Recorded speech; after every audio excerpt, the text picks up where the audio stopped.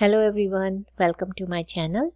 In last video, I spoke about how to handle nulls in SQL. If you wanted to learn about it, then you can check the video link which is available in the description of this video, or you can visit my YouTube page where I have a Power BI and SQL video series.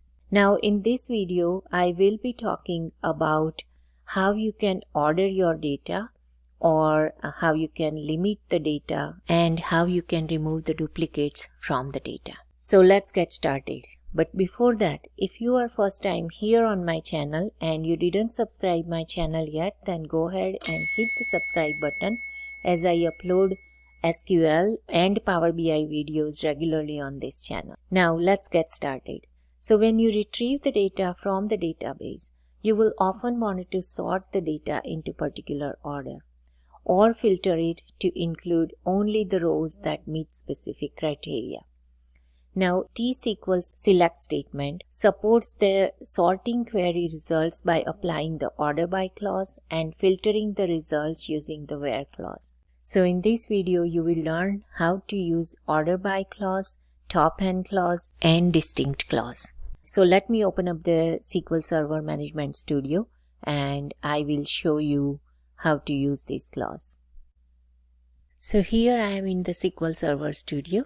Now let's first understand the order by clause. So in the logical order of query processing, order by is the last phase of the select statement to be executed. Order by enables you to control the sorting of the rows as they are returned from the SQL Server to the client application.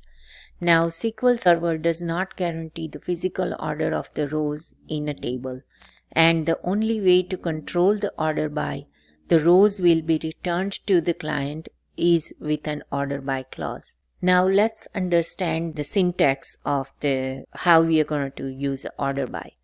So first you use the select statement, and then you can specify the column list and the columns you want in your query results. Then use the from clause with the table source. And then in a third line, we are going to use order by, and you can give the column list if it's more than one. And ascending order is by default, so it is optional to use ascending. But if you wanted to have the order in descending order, then you need to specify descending. So let me show you how we can use the order by. So I'm going to use this dim promotion table. So let me show you first all the column in the table. So select and star for all columns, and then from, and my table source is dim promotion.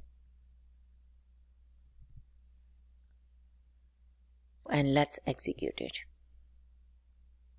So you can see here that I have this many columns in this table, and I have 16 rows in this table. Now I wanted to use for this query, for this example, this English promotion name. So name of the product promotion, and then this discount.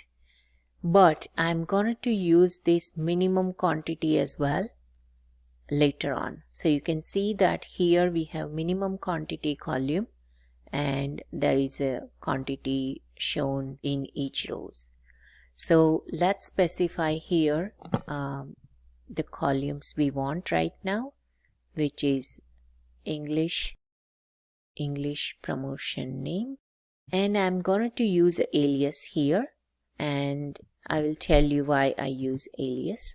So alias, and my new column name will be prom name, promotion name. Then my second column I wanted to use is discount percentage, and that's it. These two column I want in my new table from the same table. And let's execute. And now you can see that we have these two column with the new column name prom name. I use this prom name alias because this column name is too long, and when I write the order by here, I wanted to sort my result by this column, so I can easily write a short name. That's why I use alias. So let's do that. So in third line, I'm going to use order by clause, and I wanted to order by this name, so prom name, and I wanted to order by in ascending order, so which is by default, and I don't need to write it again. So let's execute it. And now you can see that our column prom name is sorted in ascending order, and there is a discount percentage as well. Now if you wanted to add here more column, then you can use a comma, and let's say I wanted to use discount percentage in descending order. So descending order like this, and execute it. Now let's say if I don't want to use a descending order by discount percentage, but I wanted to use a minimum quantity here, where you can see that minimum quantity is not in our column list, but I can use it. So I'm going to leave it descending, but I'm going to change the column here with mean quantity, and let's execute it.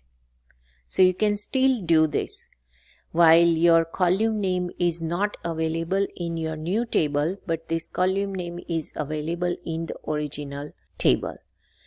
However, when you use the distinct clause in a query, in that case you cannot use the column which is not available in your column. So this is all about order by clause in SQL Server. Now let's understand how we can limit the sorted results. So the top clause we are going to use for it, and now top clause will let you specify how many rows to return, either as a positive number integer or as a percentage of qualifying rows. So I will show you both way that how you can get the number of rows or how you can get the percentage of the rows. Then the number of rows can be specified as a constant or as an expression. So you can also use an expression where you need to declare the variable. So we are not going to include that right now, but in later on videos you will see that. And then top clause mostly used with the ordered data. However, you can use with unordered data as well. So let me show you in the existing query, top clause used just after the select statement. So now top, and let's say I want 3 rows from this data. So you can see that currently we have 16 rows, and I'm looking for a top 3 rows from this existing query, and the result will be order by again prom name and minimum quantity descending order. So let's execute this. So now you can see that we have these 3 records, and they are top 3 records. Now if you wanted to use a percentage here, instead of 3 I'm going to say 50. So 50 and percent, meaning I am looking for a 50% of the total rows of this table with these 2 columns. So let's execute that. So we can see that we have a total number of rows 16, but because I asked 50%, now we have 8 rows in our return results. Now let's learn how we can remove the duplicates from retrieved data. So although the rows in the table should always be unique, when you select only a subset of the columns from the main table, then the result rows may not be unique even if the original rows are in the actual table.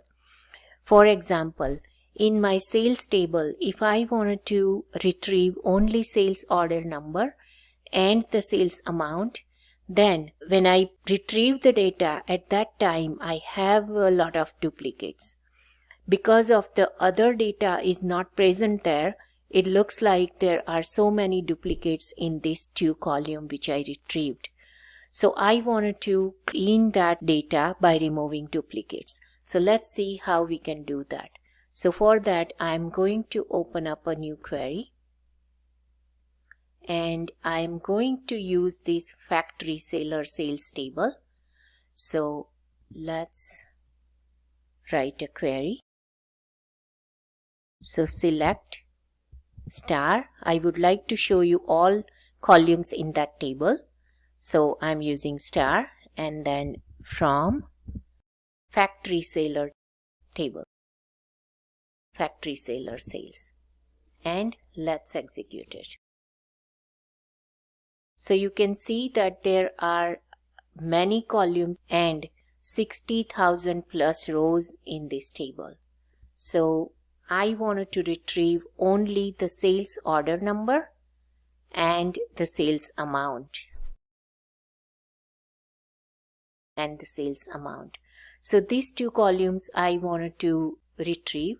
So let's do that. So removing the star, I'm going to use my two columns. So sales order number and then sales amount. And I'm going to execute again. So still you can see that we have same amount of rows, so 60,855 rows, and we have only these two columns. Now you can visually see that first couple of lines, I think up to 1 to 7 rows, they all have a same order number and they have different sales amount. What I wanted to do is I want only one sales order number and then sales amount. In that case, I can use the distinct function here. So after select, distinct, and then sales order number, sales amount from this table. And now you can see the results that we have only 51,093 rows in these two columns. So that's the way you can remove the duplicates from your retrieved data. So guys, this is all about how you can sort the data, limit the data, and remove the duplicates in SQL Server. If you like the content of the video, then please comment, like, share, and subscribe my channel. And thank you for watching.